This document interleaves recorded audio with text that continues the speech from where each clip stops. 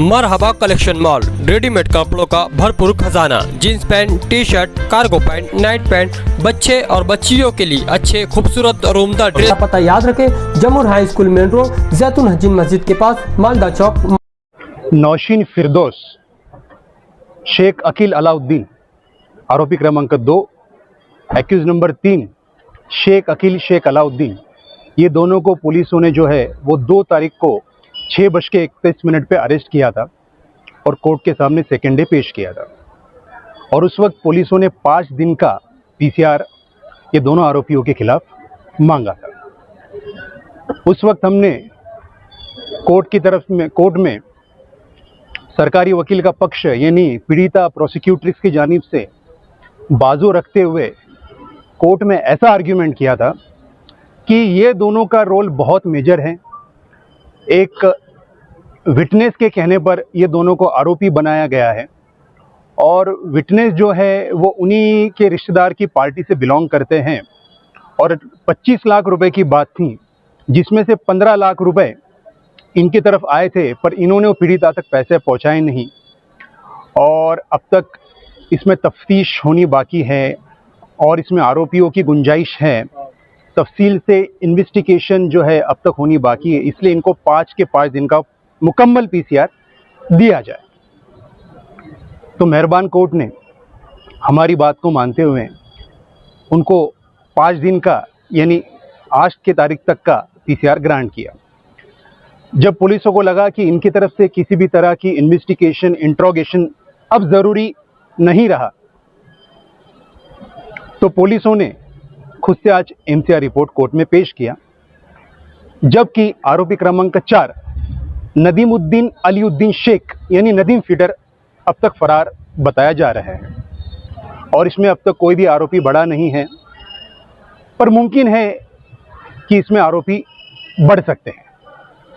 हमने कोर्ट में एक और एप्लीकेशन मूव किया कि जो एक्यूज नंबर 1 है मोहम्मद यूसुफ मोहम्मद इलियास, इनको पुलिसों ने 30 अक्टूबर को 11:56 पे अरेस्ट किया और उसके बाद में मेहरबान कोर्ट के सामने पेश किया और उनके थ्रू उनके वकीलों ने एक एप्लीकेशन कोर्ट में ऐसा दिया था कि इनकी हेल्थ ठीक नहीं रहती है, डायबिटीज़ के बीपी के पेशेंट है, तो इनको दवाई गोलियां जो है वो हमारे थ्रू यानी उनके रिलेटिव के थ्रू प्रोवाइड करने की परमिशन मिले, जिसमें हमने भी ना हरकत दिया, हमने भी कोई ऑब्जेक्शन नहीं लिया। पर बाद में ऐसा पता चला कि इन्होंने सिविल हॉस्पिटल के कुछ कर्मचारियों और डॉक्टर्स को मैनेज करके वहाँ पर एडमिट हो गए और अभी तक वो वहीं पर एडमिट हैं। मोबाइल फ़ोन भी इस्तेमाल कर रहे हैं, पीड़िता के ऊपर दबाव भी ला रहे हैं, उसको प्रेशराइज भी कर रहे हैं और उससे कह रहे हैं कि तू कॉम्प्रोमाइज़ कर ले वरना तुझे समझ में आ जाएगा कि हम क्या कर सकते हैं। तो इस एतबार से हमने कोर्ट में आज एक एप्लीकेशन पेश किया और कोर्ट को बताया कि बिना किसी कोर्ट के ऑथेंटिकेट लेटर के, बिना किसी कोर्ट के परमिशन के ये लोगों ने वहाँ पर उनको कैसे एडमिट किया, तो इसमें शो कॉज नोटिस निकाली जाए, पुलिसों से इसका खुलासा मांगा जाए, वहाँ के जो भी कर्मचारी हो उनसे भी इस बारे में तफसील से तफ्तीश की जाए कि क्या मामला है और उनको बिना किसी परमिशन के और किस बुनियाद पर रखा गया है। और हमने कोर्ट में लेटर की बुनियाद पर ऐसे ही कहा है कि जो नासिक सेंट्रल का जो मेडिकल है उसका रिपोर्ट करवा के इसकी हकीकत मालूम की जाए कि हकीकत में ये किसी बीमारी के शिकार है या फिर बस एक बहाना करके वहाँ पर वो कयाम पसीर है। पीड़िता ने बताया है कि उनको धमकाया जा रहा है। पीड़िता की तरफ से मालूमात मिली है, उनके कुछ रिश्तेदारों की तरफ से ऐसी मालूमात हासिल हुई है।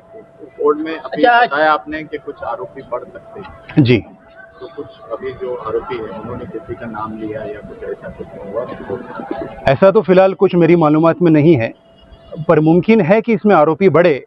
पर अब तक तो तफ्तीश में ऐसा नजर आता है कि कोई भी आरोपी इसमें निष्पन्न नहीं हुआ है सिवाय नदीम फिटर के। आज जो 2 आरोपी को पेश किया, तो क्या उनका एमसीआर हुआ है या? उनका एमसीआर हो गया, अभी उनको सेंट्रल जेल भेजा गया है 14 दिन की तारीख देकर।